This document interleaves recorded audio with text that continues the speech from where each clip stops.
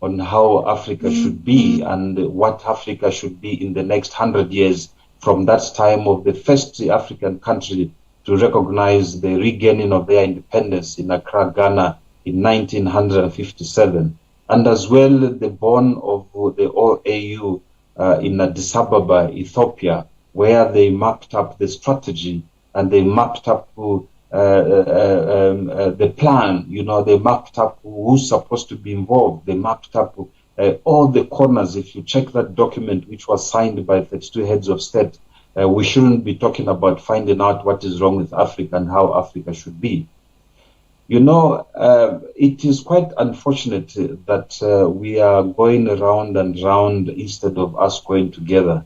Uniting Africa by one single language, that is in the document published many years ago. The language that we thought that we can speak. But again, that has been faced with so many obstacles in the way that Africa, including the world, there's more than 2,500 languages, and the language system itself, the linguists have indicated that they haven't done much, to educate the people, in terms of the promotion of the language, which is a universal community for all the people of Africa.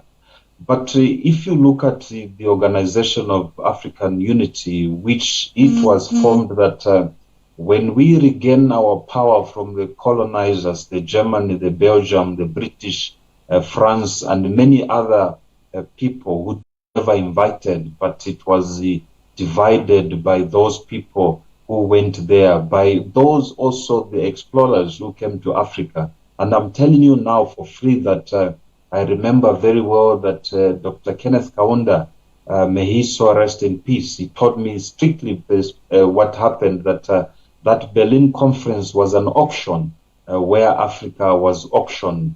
And Nigeria, being at that time without discovering the oil, it was auctioned for 780,000 pounds. South Africa, because they managed to find out about the diamonds and the gold, it was sold to a little bit more of about 2.3 million pounds. And these people, they took ownership to protect their interest of that investment because they bought these countries. If you remember very well in that region where you are there in the West region and the Central region of Africa, there was Niger Delta Company. That company still exists now. That company is the one which bought most of the African countries that you are talking about, including the Francophone countries, which were ceremoniously given to France. And France has got control. And we're not talking about cutting our umbilical cord from France.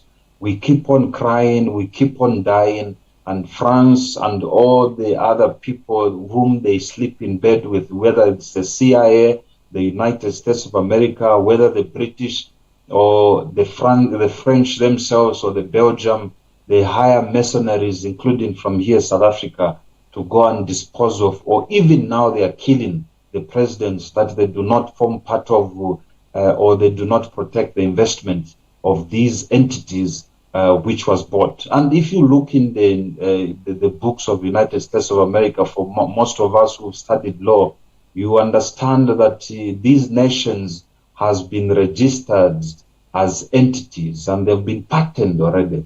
So that's a bigger picture that we do not talk about. We're talking about the mere small things, pocket change of a language and Swahili or whatever. We were never going to speak the same languages in Africa. And I think that is misguided if we have to work towards that. In fact, if you look at the way African Union has been diluted of the basics of the values that we had, the idea of Julius Kambarage Nyerere from the other part of Africa to Toko Sekwale and all these other world leaders, Samora Machel, Nelson Mandela, all these we have buried now.